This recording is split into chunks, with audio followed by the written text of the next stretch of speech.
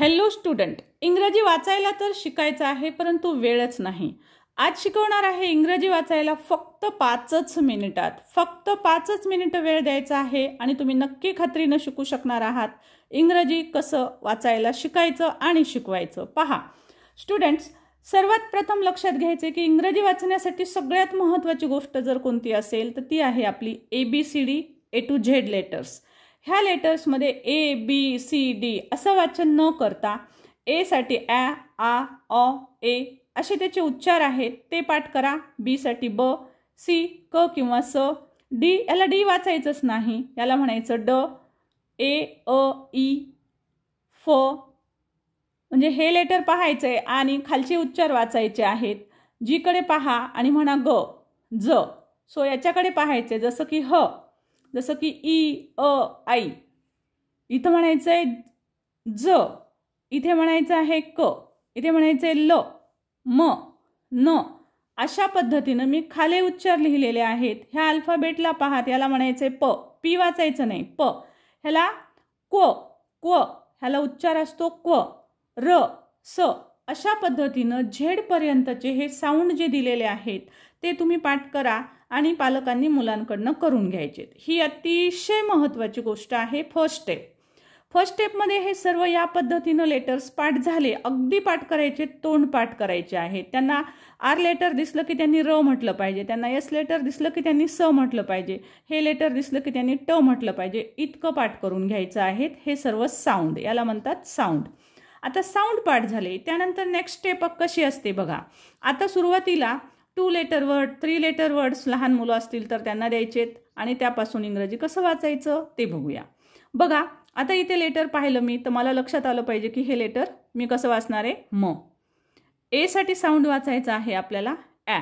Okay, so ॲ आणि हा sound असेल प. म ॲ प, मॅप. म ॲ प, मॅप. म ॲ प, मॅप. तशाच पद्धतीनं पी म्हणायचं नाही. आता पी साठी येणार आहे प, ई साठी लेटर येणार आहे ए, टी साठी येणार आहे ट. सो प ए ट, प ए पे, प ए पे, ट, पे ट. तशाच प्रकारे एफ साठी येणार आहे फ, आय साठी येणार आहे ई, टी साठी येणार आहे ट. सो फ ई फी, ट, फी ट. पी ओ प अ ट. पी साठी प, ओ साठी अ आणि टी साठी ट. प अ म्हणजे प, ट, टी साठी ट. याच पद्धतीनं वॅक्स, वेब, सीन. स ई सी न, स ई सी न. एम साठी म आणि अ, म अ साठी म, ड, मड. या पद्धतीनं मुलांना शिकवायचं आहे. नेक्स्ट स्टेप असणार आहे स्टुडंट. आता या पद्धतीनं 2 लेटर, 3 लेटर, 4 लेटर वर्ड्स मुलांना जरूर शिकवायचे आहेत. त्यांना ह्या पद्धतीनं साऊंड शिकता आले पाहिजेत. एकदा का त्यांनी साऊंड कॅच केले की ते सहज वाचू शकतात. नेक्स्ट स्टेप आहे स्टुडंट, तुम्ही सर्वांनी हे जे सर्व शब्द मी इथं दिलेले आहेत ते मला कमेंट बॉक्समध्ये जरूर लिहून पाठवायचे आहेत. या शब्दांचे उच्चार तुम्ही करायचे आहेत आणि ते उच्चार, शब्दांचे उच्चार कमेंट बॉक्समध्ये लिहून पाठवायचे. आता बघा याच पद्धतीनं मी तुम्हाला कशा पद्धतीनं आपण वाचू शकतो ते मी तुम्हाला इथे दाखवते. बघा लेटर अ असेल, साऊंड तुम्ही पाठ केलेले आहेत. साऊंड पाठ केल्यानंतर या पद्धतीनं वाचन आपण करणार आहोत. बघा अ, म ॲ मॅ न, मॅ न. ई न इन. अ ह ॲ हॅ ट, ह ॲ हॅ ट. ई ज, ई ज. सुरुवातीला कदाचित ई स वाचतील मुलं, कारण याचा स साऊंड माहीत असतो त्यांना, तर तिथे सांगावं लागेल की हा ई ज आहे. ओके, ई ज. अ, सो ग उ ड, गुड. ग उ ड, गुड. म ॲ न, मॅन. म ॲ मॅ न. एच ई, काही साईट वर्ड्स असतात, ते साईट वर्ड्स जर लर्न केले तर मुलांना हे पटपट वाचता येतील. सो हा साईट वर्ड आहे ही. ई ई ज. फ ॲ फॅ ट, फॅट. ब अ ब ट. आय साईट वर्ड आहे. ब ई बेट.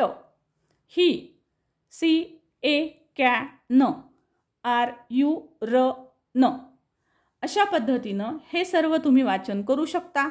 मोठे मोठे शब्द येतील का मग? तर पहा, मी मोठ्या शब्दसुद्धा या पद्धतीनं तुम्हाला इथे लिहून दाखवलेत. जसं की बघा, ईसाठी लेटर येणार आहे ए, ल साठी एल, ई म्हणजे वेलांटी, ली एली, पी एच साठी फ, अ साठी पी एच साठी फो येईल, पी एच ए, अनुस्वारासाठी एन आणि टी साठी ट, एलिफंट. ओके.